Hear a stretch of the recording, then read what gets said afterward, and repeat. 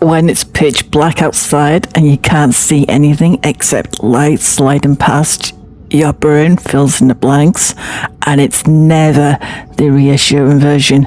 I used to absolutely dread this moment, sat in my seat, engine spooling, and convinced something terrible was about to happen because I had no idea of what any of it meant.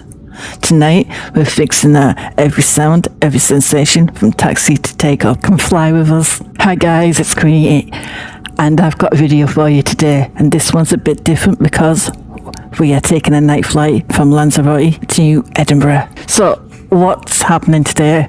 This A321neo is leaving Lanzarote and it's heading back up to Edinburgh completely in the dark, and I'm going to talk you through every single thing: engine start, the back and PTU, the takeoff roll, the gear, the retraction, the engine going suddenly quiet, all of it. So next time you're on a night flight, gripping that armrest, you know exactly what's going on.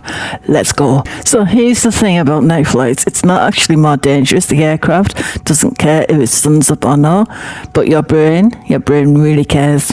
When you can't see the horizon, your inner ear is working overtime trying to figure out which way is up, and add darkness, add the fact you're in a metal tube moving at speed, and your brain has basically no visual reference points to calm itself down. We are actually in the A321. These are the LEAP engines. They're bigger, they're a bit quieter than the older ones, and from where we're sat, we can hear everything. We are not on the wing today. We are taxiing, and I want to talk about the things you're actually going to hear in these first few minutes, because this is where a lot of people start getting anxious. You've pushed back, the doors are closed, there's no going back now. I get it. The loud whining noise you might hear, it's just the doors closing. That's the electric hydraulic pump. The cargo doors need hydraulic pressure to close and seal properly. Totally normal, nothing to worry about.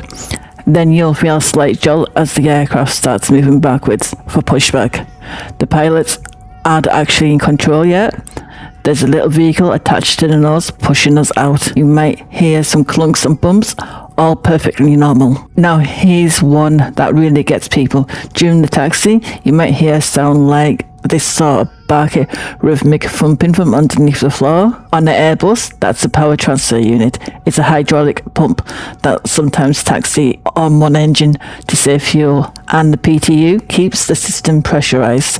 It literally sounds like a dog barking under the floor, and I promise you, there's no dog under the floor. The engine start, you hear a rising whine, then a lower rumble. That's the fan blade spinning up, fuel being introduced. If you're sat over the wing, you feel a slight vibration through your seat. That's not the engine shaking, that's just the fan spinning at thousands of RPM, and you're likely to be sitting on top of it. One thing I actually really enjoy at this point, and it used to terrify me, I get it if it does, is watching the terminal lights just get smaller. It means we're going. The waiting is over, and we're on our way home. Now we're turning onto the runway. You'll notice the aircraft stops for a moment. This is the holding point. The pilots are doing their final checks, making sure everything is configured for takeoff. Normally what you would actually see, those panels moving up and down and back, those are the flaps they're extending to give the wing a little lift at lower speed. You're also seeing the slats extending from the front of the wing. You can't see these now because it's dark. But all this is completely normal, and it's exactly what you want to see before takeoff. You might hear a few dings from the cabin. One of them is the cockpit signal to the cabin crew telling that takeoff is imminent. It means sit down, strap in, we're going. It's not an alarm, it's not a warning, it's just communication. Right, here we go. The engine spool up, take a deep breath. Let's do this together. That rise and roll you're hearing, that's the engine going to take off thrust. On this A321neo, the pilots have set what we call the flex thrust setting. It's the exact amount of power calculated for this runway. The weight, the weather, nothing more, nothing less. Those engines aren't screaming for their lives. They're precisely calculated number. You're being pushed back into your seat. That's nothing wrong. That's just 3,000 pounds of thrust accelerating a 70-ton aircraft to about 150 miles an hour in roughly 30 seconds. Now listen, you're going to hear the nose wheel. There's a rumbling vibration through the floor. That's the nose wheel running over the runway centre line lights. As we accelerate, that rumble will get faster and faster, and then it stops because the nose wheel has left the ground. That slight sinking feeling in your stomach, the one that makes you grip to the armrest, that's not the aircraft dropping, that's the positive climb rate combined with the flaps being adjusted. Your inner ear feels a change in vertical speed, but that's the aircraft is climbing the entire time. We're going up. Now, this is the part I used to really freak me out. After 30 seconds, you're going to hear a grinding noise and some vibration through the floor. That's the landing gear retracting. The doors open, the gear comes up, the doors close. It sounds alarming, but literally just the aircraft tidying itself up. Landing gear creates a drag. You want it up. And then this is the big one. You're going to hear engine suddenly go quiet. It sounds like they're powering down, like something's gone wrong. I promise you, nothing's gone wrong. What is happening is the pilots are reducing from takeoff thrust to climb thrust. They don't need full power anymore. We're off the ground, we're accelerating, we're climbing.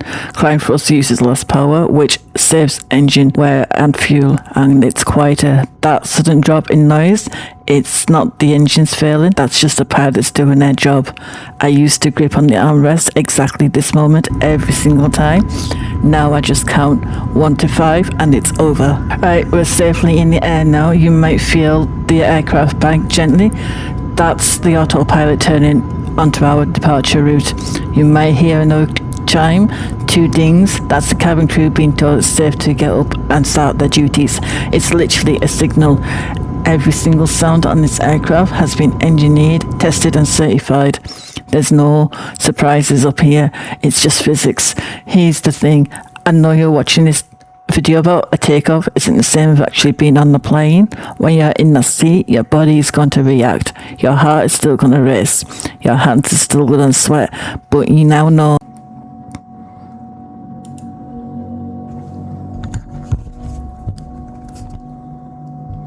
that grinding is the gear coming up.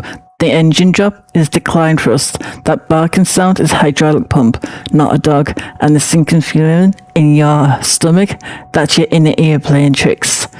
It all has an explanation, every single bit of it. I spent years being terrified of flying, and the fact I'm now making videos about it, filming from a window seat at night, actually enjoying it, that still surprises me. So if I can go from a panic attack at Stansted to this, you can absolutely get through one night takeoff.